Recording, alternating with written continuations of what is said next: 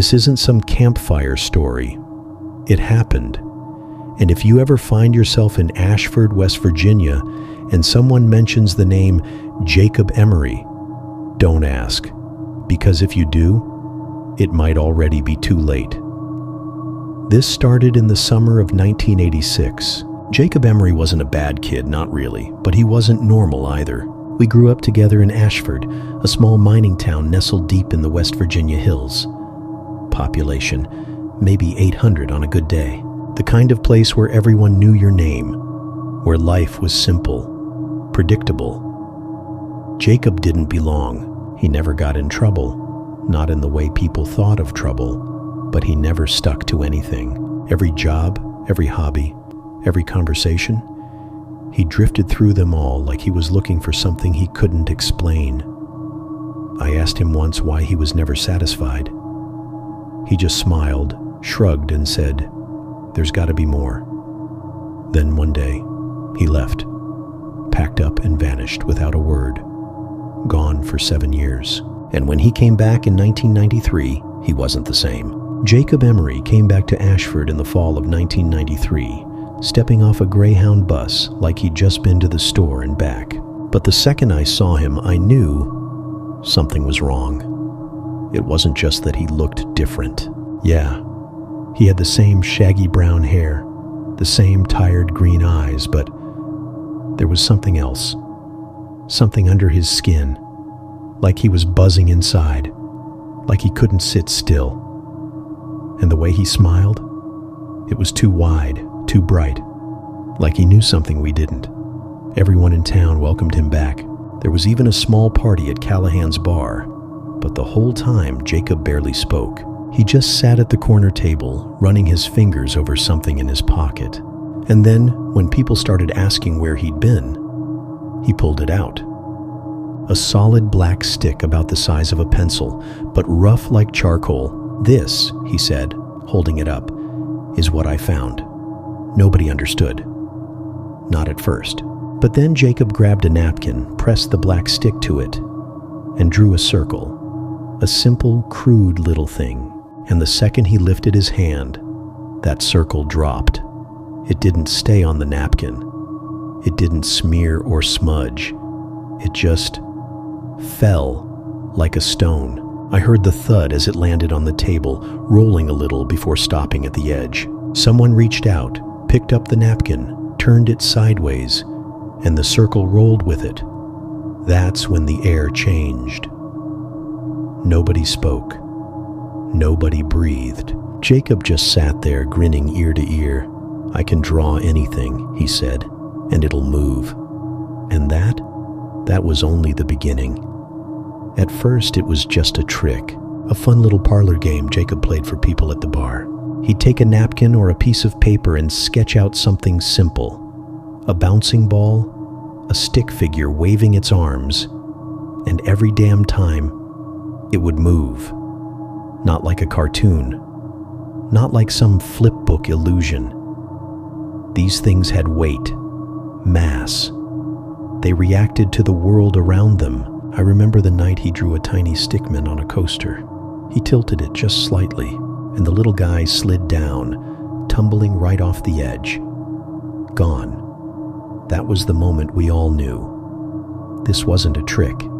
It was real. And once Jacob saw the looks on our faces, he knew it too.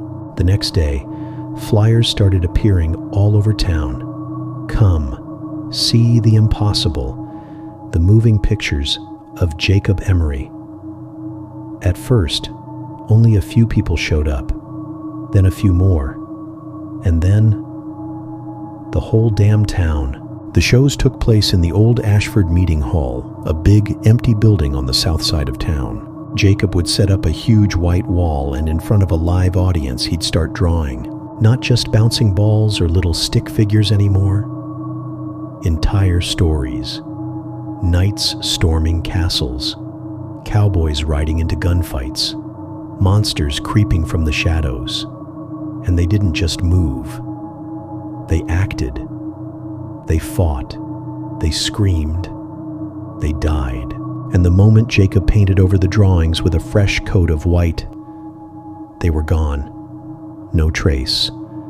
No proof they ever existed. Except we all saw them, and the more he performed, the better he got. Faster, more detailed, more real. The crowd grew. The shows got bigger. The money poured in. And Jacob changed. At first, it was just little things. Jacob stopped coming to the bar, stopped talking to people, except during his shows, stopped sleeping.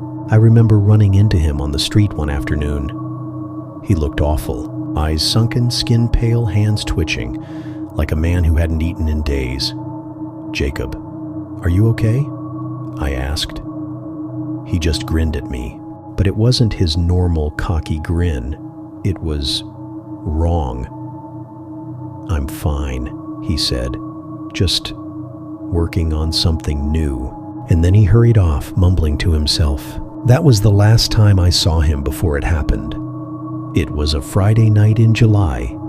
The meeting hall was packed, standing room only. Word had spread beyond our town, and people from all over came to see the miracle of Ashford. Jacob walked on stage, looking worse than ever. He was shaking, sweaty, eyes darting around like he was scared of something. For the first time, I wondered, did he even know what he was doing? He turned to the wall and started drawing. At first, it was normal, a horse-drawn carriage rolling along a road. The crowd clapped as it began to move. Then he added a man inside the carriage, a little bearded figure with a top hat. That was new. Jacob had never drawn characters before. Only silhouettes, outlines, simple shapes. But this was detailed. Almost too detailed. The little man in the drawing blinked, and the room went silent. Jacob kept drawing. More people, a woman, a child, a crowd. They all started moving. Not like cartoons, like living things. They looked around, shifted nervously, as if they were aware they were being watched. Someone in the audience gasped. Jacob wasn't stopping. He kept drawing. More and more figures filled the wall. Their expressions changed from neutral to frightened. They looked at each other, looked at us, looked at Jacob. And then they started banging on the edges of the drawing, like they were trapped. People in the audience started whispering, shifting nervously in their seats. "Jacob," someone called out. But Jacob didn't seem to hear. He just kept drawing. And suddenly, one of them turned to us and started screaming. A horrible, silent scream, mouth open wide, eyes filled with terror. And then, the drawing changed. The once simple, clean white wall ripped open like paper, and something else came through. Something that wasn't a drawing. Something real. And that was when the screaming started for real. The moment it happened, every single candle in the hall went out. The only light left came from the wall itself, glowing like a portal to somewhere else. People started screaming, shoving, running for the exits, but the doors wouldn't open. And Jacob just stood there, staring at his own creation. I turned back to the wall and saw it.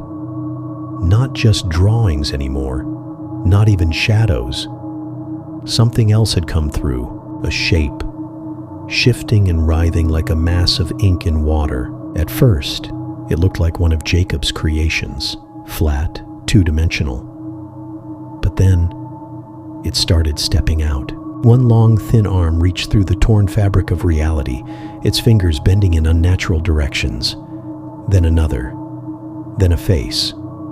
Or something close to a face. No eyes. No mouth. Just a shifting void, darker than anything I've ever seen. It looked at us, and we felt it looking. The crowd had gone completely silent. No one moved. No one breathed. And then, Jacob dropped his chalk. The thing snapped its head toward him, and that was when all hell broke loose. The moment Jacob dropped the chalk, the thing moved. Not walked, not ran. It blurred. One second it was inside the wall, flat, two-dimensional. The next, it was everywhere. A thick, writhing mass of darkness exploding out of the drawing, swallowing the floor, the walls, the ceiling. People screamed. Someone grabbed my arm. Lisa, her nails dug into my skin, her face pale with terror. "We have to get out," she shrieked, but the doors still wouldn't open. I turned back to the stage. Jacob was frozen. The thing loomed over him, stretching taller, its body twisting into shapes that should have been impossible. Then, slowly, it reached for him. And Jacob? He started laughing, a horrible, broken laugh, like a man who finally understood something too terrible to comprehend. Then, he screamed. A sound I'll never forget. A sound that didn't even sound human. The thing grabbed him and pulled him into the wall like he was nothing, like he had never existed. Jacob was gone, but the thing wasn't. It turned toward us, and I swear I felt it smile. The darkness surged forward, swallowing the first few rows of people. The moment it touched them, they vanished. No screams, no bodies. Just gone. Lisa yanked my arm, dragging me backward. People were running, shoving, climbing over each other, desperate to escape. But the doors still wouldn't open. I saw a guy slam a chair into the exit, his face wild with panic. The chair bounced off like rubber. No cracks, no damage. We were trapped. The thing moved closer. Lisa sobbed beside me. "We're gonna die, we're gonna die, we're gonna die." "No," I gasped, looking at the wall. "The drawing, it came from the drawing." Her eyes widened. "The chalk," I whipped around. The chalk was still on the floor, lying near Jacob's last drawing. A broken, dusty stick, barely an inch long. I lunged for it. The thing saw me move, and it charged. I hit the floor hard, pain jolting through my knees, but I grabbed the chalk. The thing was seconds away. I had no time to think, no time to question. I just drew. A line, a box, a door. My hand moved on its own, desperate, frantic, as the thing loomed over me, its shadow stretching across the floor. And then the chalk snapped. The thing lunged, and everything exploded. A violent boom shook the room, knocking me backward. For a second, nothing. Then, a low, agonized howl. The thing was collapsing inward, its limbs writhing, its form twisting back into the wall, like a tape rewinding, like it was being sucked back into the drawing. The last thing I saw was its face, or lack of one, and I swear, it saw me too. Then, the wall sealed shut, and the doors burst open. The second the doors burst open, people sprinted outside, shoving past each other in blind panic. Lisa grabbed my arm, dragging me out as the last echoes of that howl faded behind us. The moment we hit the parking lot, I turned back. The wall was normal again. No cracks, no drawings.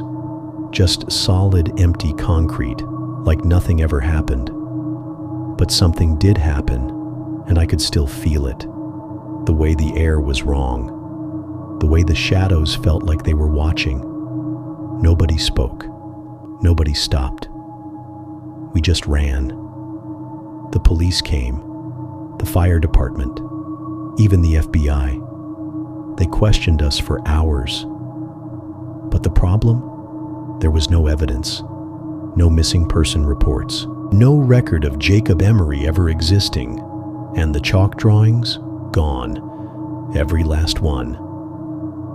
The school boarded up the basement the next day. By the end of the week, the entire wing was sealed off. Nobody ever talked about what happened. Not publicly, but everyone who was there. We remember, and we know one thing for sure. That wasn't just a drawing. It's been years since that night. I don't live in Black Ridge anymore, but sometimes, late at night, I see it, out of the corner of my eye, a shadow that's too dark, a shape that doesn't belong. And sometimes I wake up to find my bedroom walls covered in chalk drawings. I always erase them immediately, because I know if I leave them there too long, it'll come back. And this time, I don't think I'll be able to stop it.